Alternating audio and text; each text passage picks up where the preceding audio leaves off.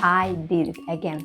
I put 100 Vedic charts of the wealthiest people alive or who ever lived. 22 separate tables of statistics. Every planet, every house, every nakshatra, every yoga, the Navamsa. What I found made my study look like the biggest revelation of wealth astrology knowledge.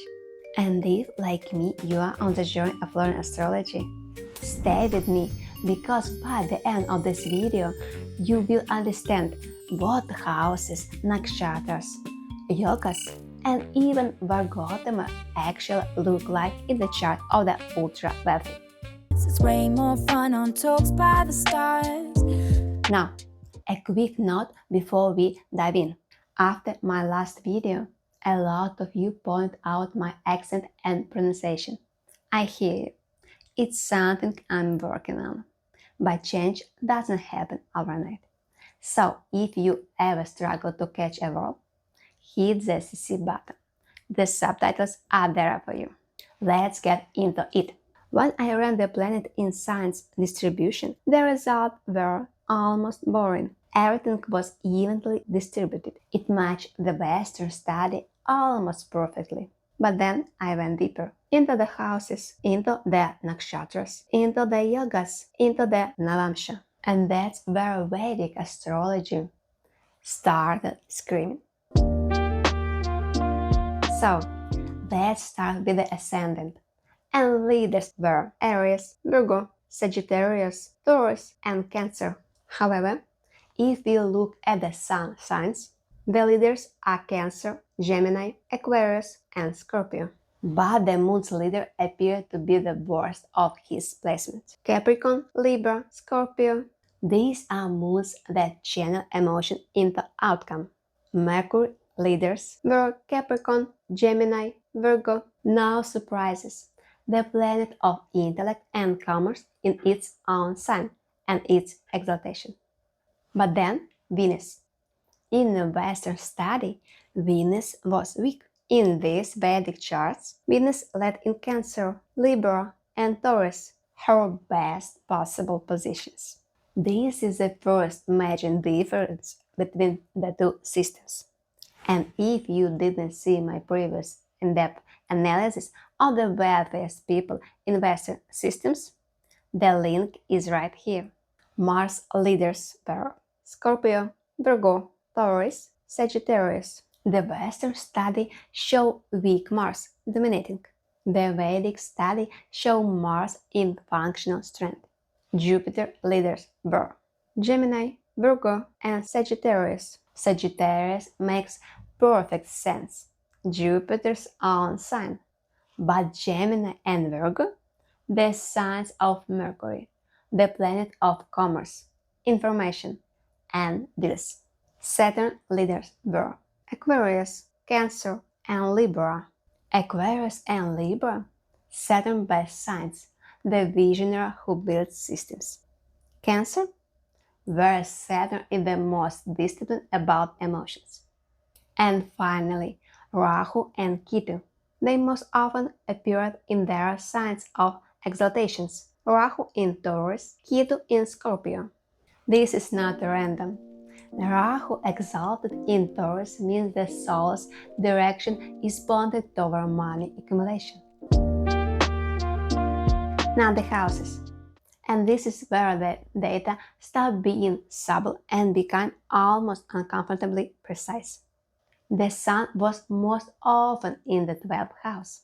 After the 12th, the 1st, 3rd, 7th, and the 10th houses. The duality is fascinating. The Sun is either completely hidden or fully visible. The Moon was almost completely even across positive houses. 5th, 12th, 3rd, 4th, 9th. No single house dominated. But notice the Moon, where it appeared, was almost consistently well placed. Mercury in the 1st house, 18%, it was a record.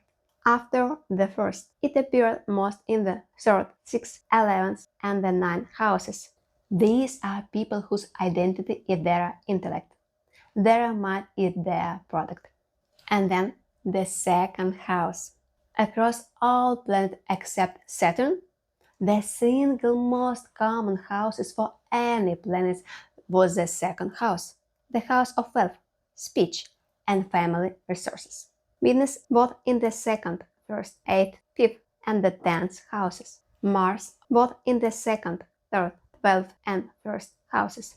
Drive pointed directly toward resources, efforts, behind the scenes strategy, and self. Jupiter was in the second, third, sixth, and 11th houses. Expansion living in the house of wealth, daily work, gains, and networks. Rahu was in the second, fifth, 11th, and 12th houses. Saturn alone broke the second house pattern, leading in the 9th, 11th, 2nd, 4th, and 6th houses. The message from the houses was clear. Wealth in Vedic astrology is built in the second house, amplified by the 11th, and often hidden in the 12th, over and over and over again. This is where Vedic astrology goes deeper than anything in the Western systems, the Nakshatras. And across 100 billionaire charts, these Nakshatras pull ahead of everything else. Punarvasu, Uttarashadha, Vishakha, Chitra, Jyotish. Punarvasu, this is Nakshatra of someone who loses everything and rebuilds it. Uttarashadha, the latter victory. This is the nakshatra of people win permanently. Vishakha, the nakshatra of determination and focus that borders on obsession. Also notable, Chitra and Jayesha appeared consistently. Chitra, the nakshatra of creating something so beautiful and compelling that people cannot look away. Jayeshta, the nakshatra of the elder, the senior, the one whose command respect. Let's look at Taylor Swift's chart. Sagittarius ascendant, Sun in the 12th house in Jyeshta, alongside the strong Mars in Vishakha. Mercury in the first house, exactly what the study predicted. Venus in the second house and Uttarashadha, ruling wealth directly. And Jupiter in a Gemini. Almost every single pattern from those 100 charts confirmed in one person, and she's a billionaire. Remember how, in the Western study, I found that the ruler of the second house most often landed in the 12th house. The Vedic study confirmed it. The ruler of the second house was most commonly Venus and Mercury by a large margin, and were both this second house ruler most often placed. The first house, the second, the 12th house by a large margin. This is not longer a coincidence. Across Western and Vedic systems, the same pattern appears. The wealthiest people on earth had the money house ruler operating behind the scenes on their own rules. Next, the ruler of the first house, your ascendant lord. The most common first house ruler was Mars, followed by Mercury and Venus. Mars, the planet of drive, courage, and actions. And where did the first house ruler most often land? The second house, the first, the seventh, the 12th. The ruler of the 11th house was Venus by a wide margin, followed by Saturn and Mercury. And where did the 11th lord most often land? The first, ninth, and the 11th houses. The ruler of the 5th, ninth, and 8th houses are most often placed in the second house. The ruler of your intelligence and creativity, your fortune and karma, and your transformation and other people resources in the chart of the ultra wealthy most commonly fit directly into the second house of personal wealth. And the ruler of the 10th house, both in 9th, 3rd, 10th, 1st, and the 2nd houses. One more finding I can't ignore, that dispositor of the 2nd and 11th houses ruler were Mercury and Saturn by a large margin. These planets act as a final boss of your money, commerce, and discipline again and again and again. Now, let's look at Giorgio Armani's chart. Cancer ascendant, the first lord in the 12th, the second lord in the 12th. That placement we kept seeing, but Venus strong in the 11th, ruling the house of gains, and dispositor of the second house ruler, Mercury, the very sun of Sun occupies. Now, here the thing I couldn't ignore. A stellium in the 12th house, in Punarvasu, the single most recurrent nakshatra across our entire study. The data just kept pointing back to it. Alright, this is a section you'll waiting for. The yoga data from 100 billionaire charts was most powerful finding in this entire study.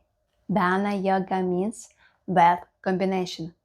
It is formed when the lord of the first, second, fifth, ninth, and 11th houses connect.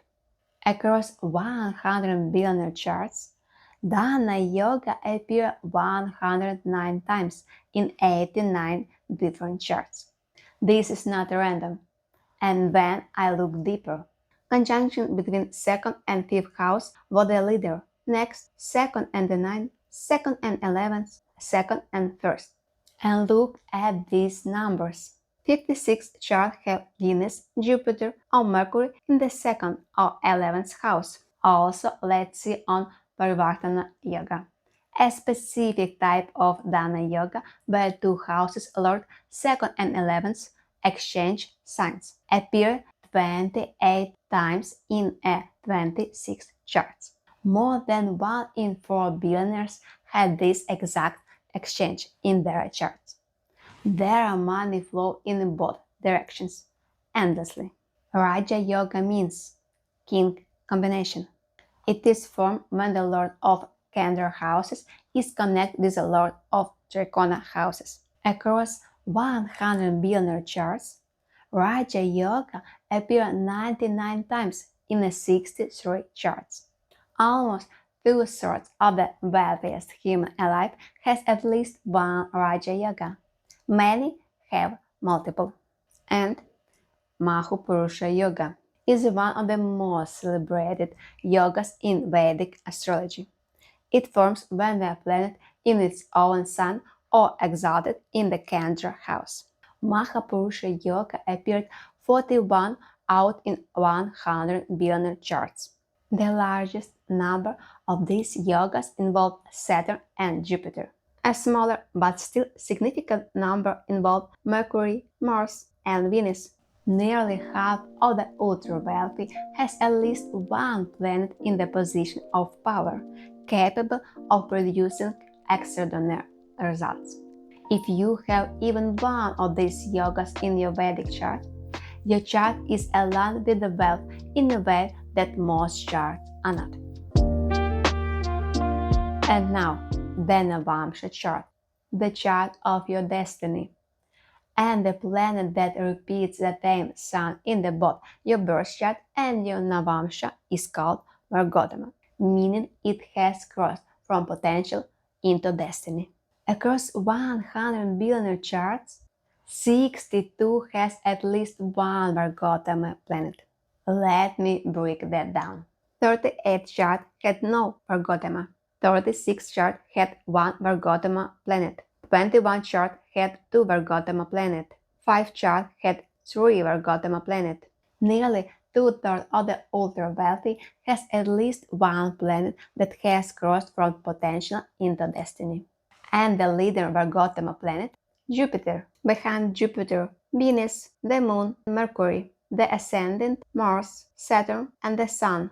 Finally, let's look at the chart of the Elon Musk. Mercury in the first house, in Punarvasu. Again, Sun strong in Gemini in the first. Venus and Mars are strong in their own signs. Now, the second lord, the Moon, sits in the third. Not ideal on paper, but it's Vargottama. same sun in the Rashi and Navamsa, and conjunct with the Venus and Jupiter in the D9, and he is the most wealthiest man. And remember, Navamsa reveals the true potential of the chart. It bears fruit on the second half of life, and it's amazing. Now, tell me if you're shocked, or if you already knew. The Vedic system just confirmed what the Western system showed me, with the more precision, more depth, and more practical tools. The wealth is in your chart. You just have to know where to look. If this research changes how you see your own Jyotish chart, hit subscribe. Also, you can propose your idea for my next analysis. Follow Talk by the Stars and let's keep growing together. It's way more fun on Talks by the Stars.